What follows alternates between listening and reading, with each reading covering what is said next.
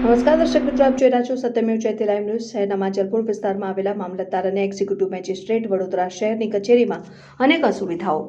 દેશ એક તરફ ગુજરાત રાજ્ય એ સરપ્લસ ટેક્સ ભરતું સૌથી મોખરાનું સ્થાન છે ને અહીં ઘણો વિકાસ થયો છે, પરંતુ વડોદરા શહેરમાં આવેલા માંજલપુર વિસ્તારમાં મામલતદાર અને એક્ઝિક્યુટિવ મેજિસ્ટ્રેટ વડોદરા શહેરની કચેરી કે જ્યાં લોકો દરરોજના મોટી સંખ્યામાં પોતાના પ્રોપર્ટી કાર્ડ સહિતના અગત્યના સરકારી કામકાજ માટે આવતા હોય છે, પરંતુ આ કચેરીમાં સ્વચ્છતા સહિતના કેટલીક સુવિધાઓનો અભાવ જોવા મળી રહ્યો છે। અહીં નાગરિકો બેસે છે ત્યાં ટાઇલ્સ તૂટેલી હાલતમાં જોવા મળે છે, જ્યાં ઘણીવાર લોકોને ઠોકર વાગી હોય છે, પડી જાય છે, ખાસ કરીને સિનિયર સિટીઝનને તકલીફ પડે છે। બીજી તરફ કચેરીમાં ઠેર ઠેર ગંદકી જોવા મળે છે, સાથે જ કેટલાક ભાગોમાં પાન પડીકીની પિચકારીઓથી દિવાલો, કચેરીના દરવાજા પાસે દિવાલો લાલ રંગથી રંગાઈ ગયેલી જોવા મળે છે। બીજી તરફ જનતાને પીવા માટે મૂકેલા પાણીના કુલરમાં આજે પણ પાણી પણ નળમાં આવતું ન હોવાનું જણાવ્યું ને અસહ્ય બફારો ઉકળાટ એક તરફ છે ને શહેરમાં, ત્યાં બીજી તરફ કચેરીમાં જ્યાં નાગરિકો બેઠા છે ત્યાં કેટલીક જગ્યાએ પંખા અને લાઇટ બંધ હાલતમાં જોવા મળી રહ્યા છે। આ તમામ અસુવિધાઓ માટે તંત્ર સાથે નાગરિકો પણ જવાબદાર છે, કારણ કે કચેરીમાં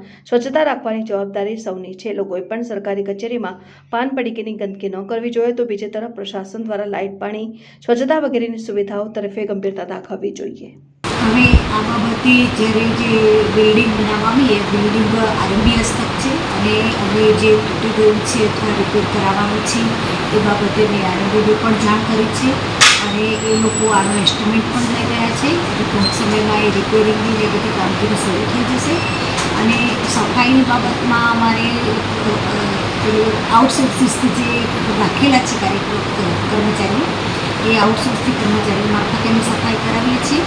અને હવે મામલતદાર ઓફિસની અંદર તો પબ્લિકનો બહુ સારો રહેવાનો જ, કારણ કે KYC છે, પછી રેશન કાર્ડની બાબતો છે, જુદા જુદા આવકના દાખલા છે, ડોમિસાઇલ સર્ટિ છે, એટલે પબ્લિકનું બહુ સારું રહે એટલે અમે એ લોકોની અનુકૂળતા માટે અમે પંખા, બેસવા માટે બાકડા અને પાણીની સુવિધા ઉપલબ્ધ કરાવી છે અને એમના માટે અમે ટોકન સિસ્ટમ રાખી છે, જેથી કોઈને તકલીફ ન પડે આવી વ્યવસ્થા અમે ઉપલબ્ધ કરાવીએ છીએ। મેઇન વસ્તુ એ છે કે લોકો આજુબાજુ બહુ થૂકી રહ્યા, તો આપણે એવું ના જોઈએ કે કોઈ ગાર્ડ આપણે મૂકવો જોઈએ કે આ વસ્તુ ના કરી શકે।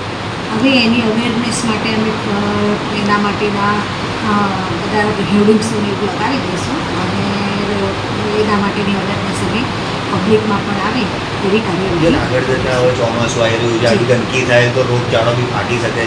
અહીંયા તો હજારોમાં પબ્લિક આવતી હોય છે, કેટલી નિષ્કાળજી કહેવાય આપણા। ના, અમે એની અવેરનેસ માટે ચોક્કસ પ્રયત્ન કરીશું અને સ્વચ્છતા જળવાઈ રહે એનું અમારા તરફથી ચોક્કસ પ્રયાસ રહેશે। એ નતો પડી છે।